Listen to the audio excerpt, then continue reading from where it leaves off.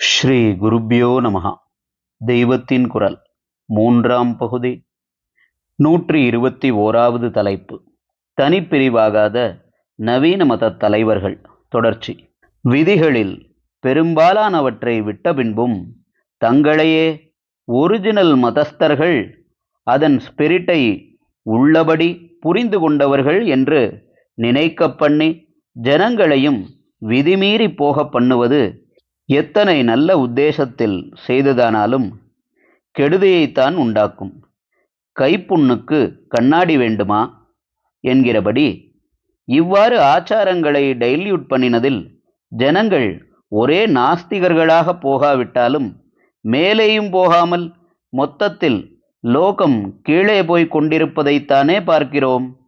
அடியோடு நாஸ்திகர்களான சில பேரையும் சனாதன ஆச்சாரங்களிலேயே பரிபூர்ண அபிமானமுள்ளவர்களான சில பேரையும் தவிர பாக்கி எல்லோரும் யாராவது ஒரு சுவாமிஜியை ஆசிரயிக்கிறவர்களாகத்தான் இருக்கிறார்கள்.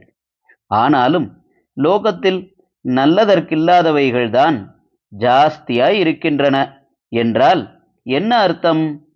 பூர்வாச்சாரத்தின் படி சிலது, சொந்த அபிப்பிராயப்படி சிலது என்று கலவங்கீரை செய்கிறவர்கள் தற்காலிகமாக என்ன நன்மை பண்ணினாலும் முடிவிலே ஜனங்களுக்கு கெடுதல்தான் உண்டாகிறது. என்ன கெடுதல்? பூர்வாச்சாரத்தை விட்டால் பதிதோ பவேத் என்றல்லவா சொல்லியிருக்கிறது. பதிதனாகப் போவதை விட பெரிய கெடுதல் என்ன இருக்கிறது? கெத்தாலிசிட்டி, எல்லாவற்றையும் தழுவும் பரந்த மனப்பான்மை. வேண்டாமா என்கிறார்கள். வேண்டுந்தான். ஆனால் அது முழுக்க மனசின் விஷயமல்லவா. காரியத்தில் ஒன்றொன்றும் அதன் அமைப்பில் இல்லாவிட்டால் எப்படி நடக்கும்? ஒழுங்கு எங்கே இருக்கும்? கிரிக்கெட்டில் ஃபுட்பால் ரூலை சேர்ப்பார்களா? ஆச்சாரங்களில் குழப்பம் பண்ண மட்டும் கெத்தாலிசிட்டி என்கிறார்கள்.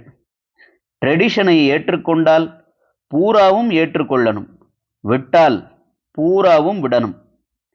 தங்களுக்கு பிடித்ததை எடுத்துக்கொண்டு பிடிக்காததை விடுவது, அப்படியும் தாங்களே ட்ரெடிஷ்னல் ரிலிஜன் என்ற பிரமையை ஏற்படுத்துவது என்றால் சரியே இல்லை. குருவிடம் சிஷ்யன் அல்லது பதியிடம் பத்னி சிலவற்றில் சரணாகதி செய்வது, மற்றவற்றில் இஷ்டப்படி செய்வது என்றால் சிரிக்க மாட்டார்களா? அது பாபமல்லவா?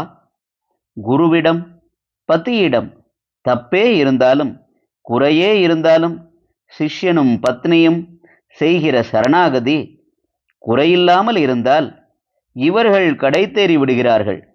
இதே மாதிரி ஒரு ட்ரெடிஷனில் சில தோஷமான அம்சங்களே சேர்ந்து விட்டதாக வைத்து கொண்டாலும் அதை நம்பி சரணாகதி பண்ணி தான் என்பதை கரைத்து கொண்டு விட்டால் கரையேறிவிடலாம்.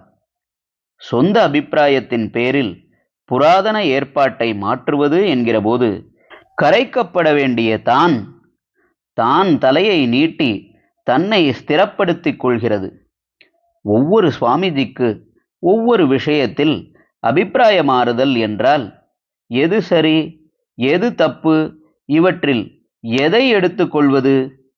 நாங்களும் யஜ்ஞம் பண்ணுகிறோம் என்கிறார்கள், வேத பாராயணம் பண்ணுகிறோம் என்கிறார்கள்.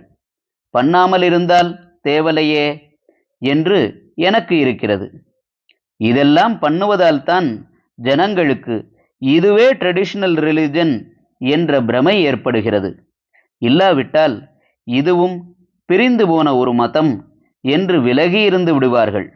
ஒரிஜினல் மதத்தை விட்டு போகப்படாது என்று உள்ளூர ஒரு பயம் இருப்பதால் யாகம் பண்ணுகிறார்கள், மணி அடித்து பூஜை பண்ணுகிறார்கள், அகண்ட பாராயணம் பண்ணுகிறார்கள் என்றால் அடாடா, இவர்கள் சனாதன ஹிந்து தர்மத்தையே நன்றாக அபிமானித்திருக்கிறவர்கள், நாமும் இதில் கலந்து கொள்ளலாம் என்று ஜனங்களுக்கு தைரியம் உண்டாகிறது.